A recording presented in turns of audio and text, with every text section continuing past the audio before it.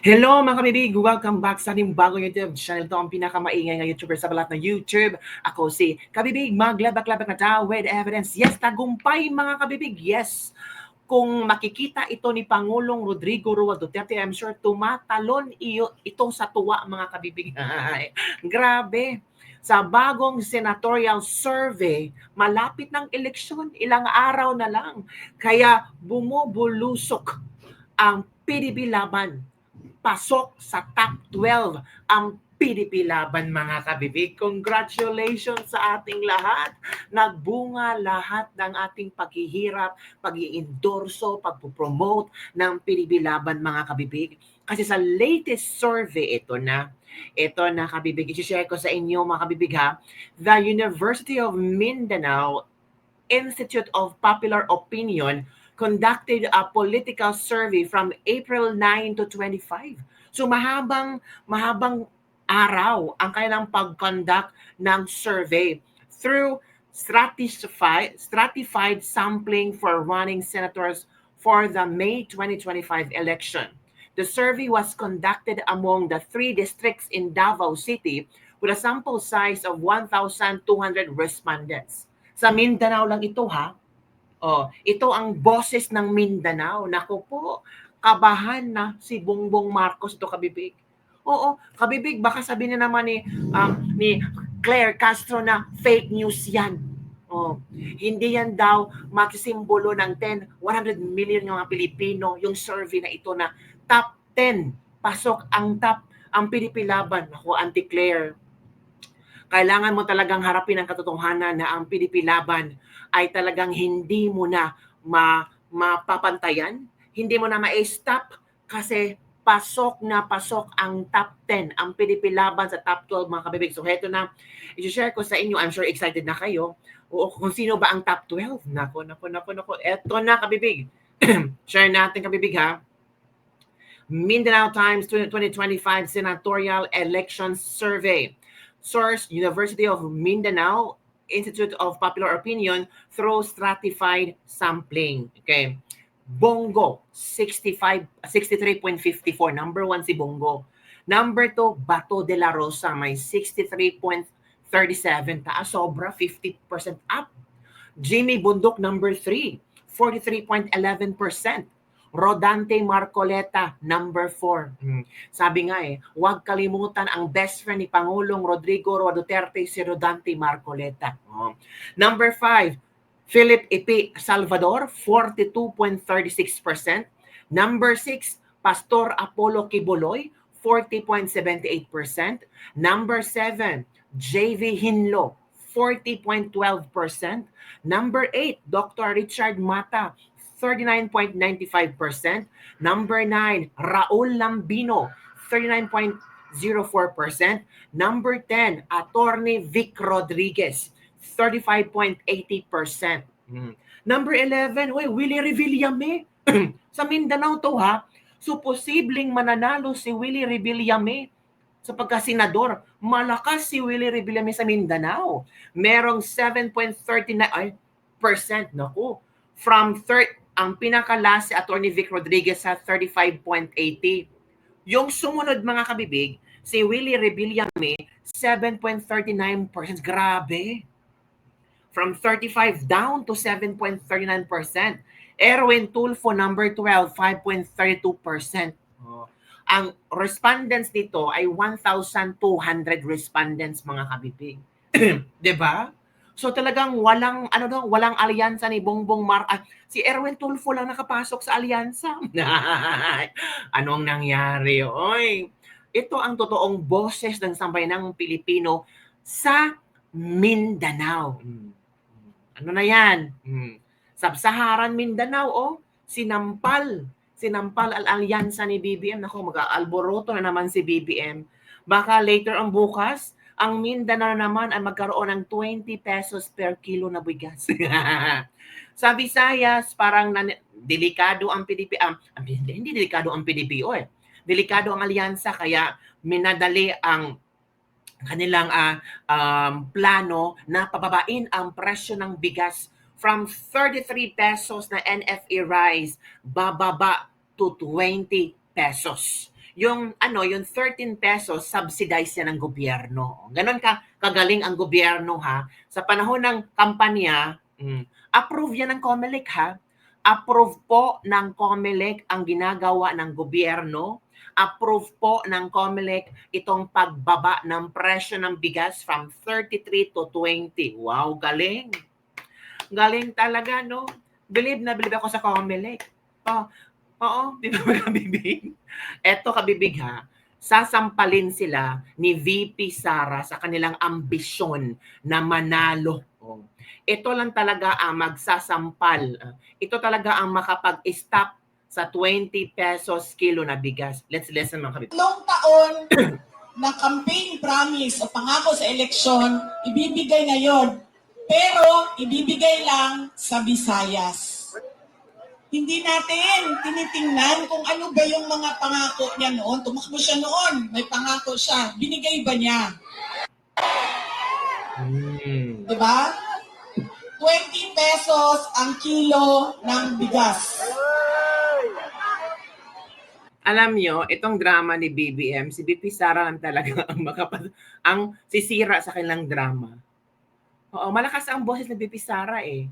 And logically, na-understand ni VP Sara para saan itong 20 pesos na bigas. And take note, nilaglag sila ni Claire Castro. 33 pesos pala yan, original price. Binabaan na ng 20. So ganun pa rin, ang magbabayad ng 13 pesos, ang tax ng tao. 'Di ba? Subsidized ng gobyerno. So saan kukuha ang gobyerno ng pera, 'di ba, sa tax ng tao? So tayo pa rin ang niloloko, 'di ba? Binebenta ng 20 pesos, subsidized ng government yung 13 kasi original price is 33 pesos. So tayo pa rin ang nagbabayad, 'di ba? Parang iniikot-ikot lang tayo nila, 'di ba? Tapos ngayon, okay na daw. After 3 years, 3 taon na campaign promise o pangako sa eleksyon, ibibigay ngayon. Pero ibibigay lang sa Visayas. Para bang hindi kayo nagugutom dito sa syudad ng Maynila. Correct. At parang hindi nagkukulang ang pera ninyo pambili ng pagkain. Kaya dapat tinitingnan natin. Sumayaw, oo. Kumanta, oo. Bakit hindi? Pero tinitingnan natin. Ano ba ang pangako? Binigay ba o hindi? Bakit hindi binigay ang pangako? Dahil nagsinungaling? O dahil hindi talaga maibigay? Pa? Yan yung unang. Lagi na lang tayo bangan. Sorry, ma'am. Lagi na lang tayo. Nang puputol. Sorry, ma'am. Kasi nga sabi ko, okay na. Diba sabi ko sa iyo, Amy, umalis ka na kasi titirahin talaga ni VP Sara ang gobyerno ni Bongbong Marcos para hindi ka masaktan sa katotohanan.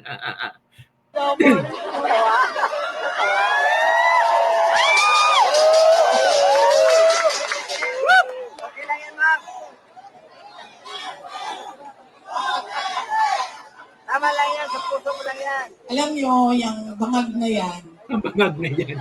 hindi totoo. Hindi naman ako kasi tumawa dahil tinawag siyang bangag. Andun ka din, di ba? Hindi ako, kasi sa Bisaya, ang bangag, di ba? Bangag, bangagan, bangag. Oo. Ay nako, VP Sara, wag mong baguhin. Bangag sa Bisaya, hindi siya adik. Hindi siya. Ang man sa kakida. Di ba? Oo. So, tawanan, tinawag siyang bangag. Kasi sa Bisaya, ang bangag ay butas. Oo, tama na naman. At saka sa slang, ang bangag is yung private part ng Tama naman. babae. Diba? Bangagan. Ang pinagtawanan ko, dahil ang rally na yon ay kontra sa pag-amyenda ng konstitusyon. Yun yung rally na yon. Tapos nagulat na lang kami na iba na yung Lumaba. napag-usapan It's all about doon bangag sa na. rally. Pero balik tayo sa bangag ma. Alam mo, hindi ito kasali talaga sa speech mo.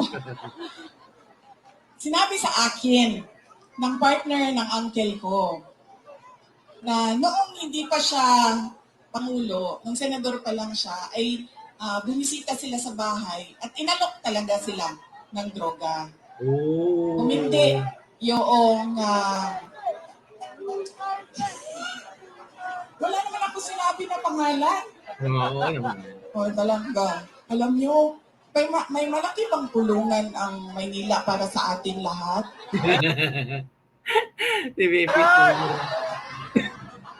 Hindi nila tayo kakayanin ikulong, no? Baka matulad tayo kay President Duterte. Nakulong na. Hindi yung partner noong uncle ko. Kinento nila yan sa akin. Ang buong akala ko naman, kasi matanda na, di ba, may edad na, natututo ka na Sa buhay. kung anong mga Lesson mali learned. na ginagawa ng kabataan mo, ay nagbabago yung tao. Hindi ko alam na yun na nga ang nangyari. Kaya balik tayo sa paalala, tingnan niyo muna. Pagkatapos niyang kumanta, tanungin ninyo ang sarili ninyo. Noon, nakinig ako sa'yo. Ano ang pangako mo? Binigay mo ba? Correct.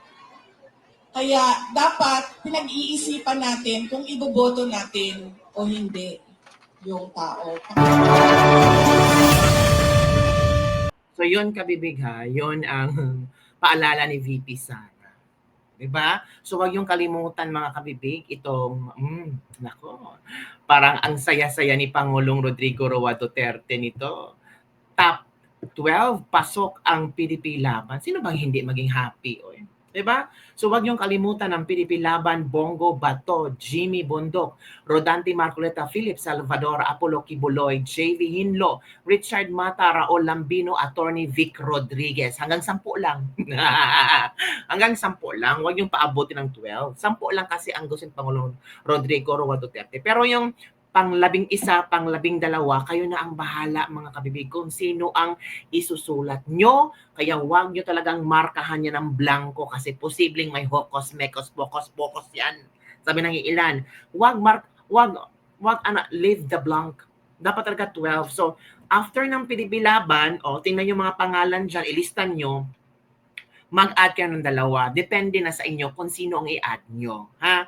I will not be endorsing so far kung sino kasi isip ko na si Camille Villa para yata nag-traitor kay VP Sara. So yun lang kabibigang ating latest lebak-lebak for today. Panalo si Tata Digong. Talagang tumalon sa tuwa, lumundag sa tuwa si Tata Digong kasi pasok na pasok sa ang PDP laban sa top 12. I-push pa natin yan. Ikampanya natin mga kabibig. Don't forget to like, subscribe, and share this video para sa mga trending news natin pag-uusapan. Bye everyone. See you next time.